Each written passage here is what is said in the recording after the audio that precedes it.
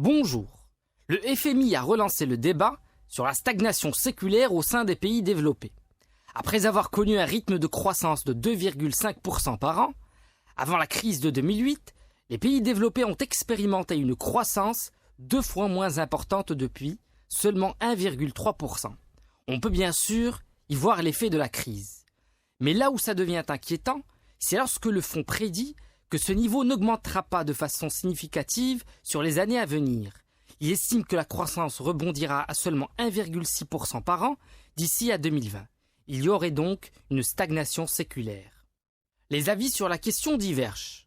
Dans le cas des États-Unis, Larry Summers, ancien secrétaire au Trésor, y croit dur comme fer. En face, Ben Bernanke, ancien président de la Réserve fédérale américaine, n'y croit pas du tout.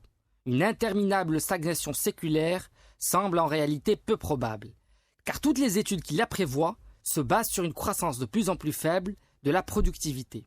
Et pourtant, ce serait oublier les vagues d'innovation technologique qui nous attendent.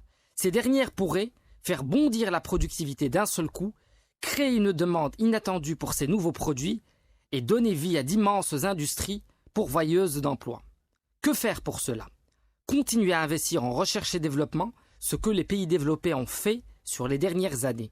Le FMI appelle même à augmenter ses dépenses, car quand on cherche, on trouve.